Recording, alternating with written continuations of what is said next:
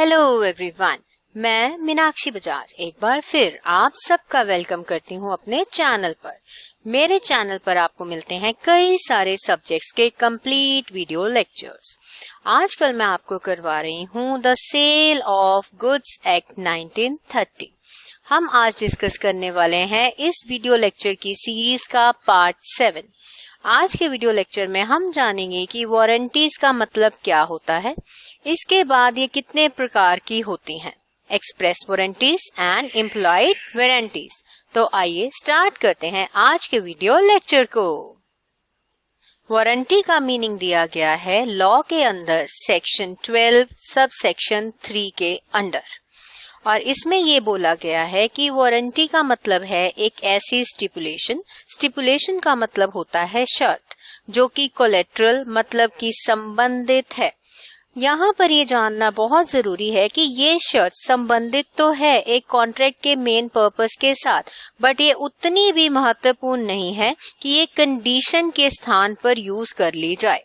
तो वारंटी मतलब एक ऐसी शर्त जो मेन पर्पस के साथ जुड़ी हुई होती है, और अगर एक सेलर जो है वो इसका ब्रीच कर देता है मतलब उल्लंघना कर देता है, तो उस केस में जो बायर है उसे हक मिल जाता है कि जो भी नुकसान उसको हुआ है उसकी भरपाई के लिए वह क्लेम कर सकता है।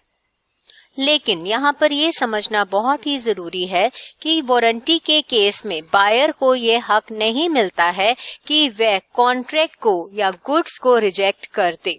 कॉन्ट्रैक्ट को कैंसिल करने का अधिकार नहीं है, अधिकार मिलता है केवल और केवल डैमेजेस को क्लेम करने का। अब हम जान लेते हैं कि एक्सप्रेस वारंटी का मीनिंग क्या होता है।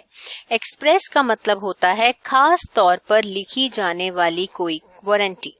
जब पार्टीज जो हैं वो आपस में म्यूचुअली का मतलब होता है कि दोनों पार्टीज एग्री कर जाती हैं और कुछ एक वारंटीज को कॉन्ट्रैक्ट के अंदर लागू यानी इंसर्ट कर देती हैं, कि मतलब दोनों पार्टीज इन वारंटीज को मानने के लिए तैयार हो चुकी हैं।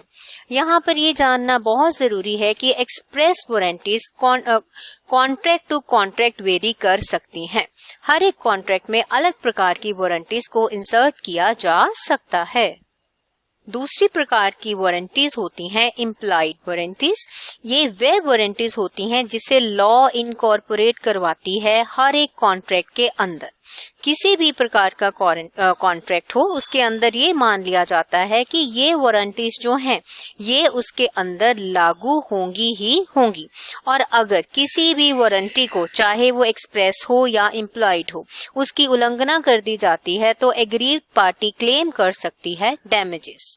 अब जैसे कि आप स्लाइड के अंदर देख रहे हैं, इम्प्लॉयड वारंटीज 4 प्रकार की होती हैं। स्लाइड में हर प्रकार की इम्प्लॉयड वारंटी के आगे मैंने उसका सेक्शन भी लिख दिया है। हम एक एक करके इन वारंटीज को सीखना स्टार्ट करने लगे हैं। सबसे पहले हम जानेंगे कि warranty as to quiet possession क्या होती है। सबसे पहले हम जान लेते हैं कि warranty as to quiet possession क्या होती है। इसका मतलब यहाँ पर जो शब्द क्वाइट पोजेशन लिखा है इसका मतलब होता है अनडिस्टर्ब पोजेशन। किसी भी प्रकार की उसके अंदर सवालिया निशान नहीं आना चाहिए। जहां पर बायर ने कोई सामान खरीदा है तो उसको ये हक मिल जाता है कि वो आराम से अपने खरीदे हुए सामान को जैसे मर्जी यूज करे। बट अगर ऐसा हो जाता है कि खरीदने के बाद उसे किसी प्रकार की डिस्टरबेंस जो है वह फेस करनी पड़ती है, क्योंकि जो चीजें थी उसका टाइटल क्लियर नहीं था, उस केस में वह सेलर के ऊपर एक केस डाल सकता है ब्रीच ऑफ वारंटी का, और ये बोल सकता है कि जो भी प्रॉब्लम्स उसको आई हैं उसकी भरपाई सेलर को करनी पड़ेगी। अब यहाँ पर हम एक एग्जाम्पल ले सकते हैं। मान लीजिए आपने एक कार खरीदी है। कार खरीदने के कुछ समय बाद आपको ये पता लग जाता है कि गाड़ी ठीक हालात में नहीं है और आपको उस गाड़ी के ऊपर 50,000 रुपया उसकी ओवरहॉलिंग का लगाना पड़ जाता है। अब पार्टी को यहाँ पर नुकसान हुआ है, उसको पोजेशन करते समय यहाँ पर प्रॉब्लम आई है, या मान लेते हैं यहाँ पर कुछ और भी प्रकार की वह गाड़ी चोरी की निकल गई, तो यहाँ पर आपको जो भी प्रॉब्लम आई, चोरी की गाड़ी थी मतलब ट्रू ओनर को वापस करनी पड़ गई।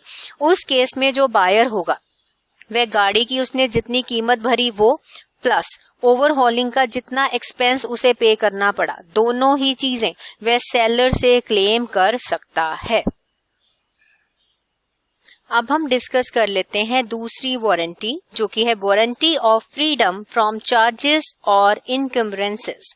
इनकम्बरेंस का मतलब यहाँ पर ये होता है किसी भी प्रकार का बर्डन, रिस्पॉन्सिबिलिटी, कानूनी पचड़ा या वित्तीय बोझ।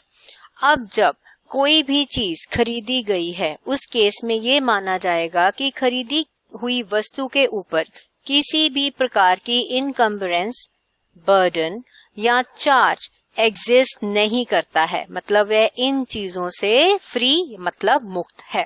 थर्ड पार्टी की कोई भी देनदारी उस सामान के ऊपर नहीं है।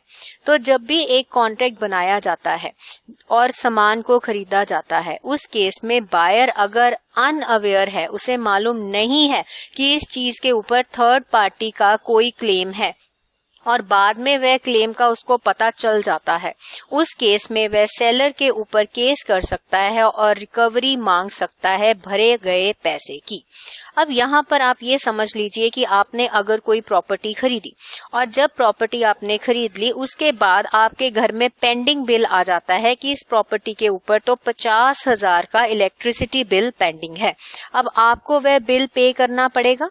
उस केस में आप सेलर से क्लेम कर सकते हैं कि ये प्रॉपर्टी के ऊपर जो पेंडिंग बिल था वो आपकी देनदारी थी, आप उसको भरिए, अगर मैंने भरा है तो मेरी भरपाई आप कीजिए। यार मतलब क्लेम की जा सकती हैं डैमेजेस सेलर से। अब इस वारंटी के अंदर एक शब्द बहुत ही जरूरी है और वह जो शब्द है वह है अनअवेयर। इसका मतलब ये है कि जो बायर है उसको जानकारी नहीं थी कि कोई भी चार्ज पेंडिंग पड़ा है।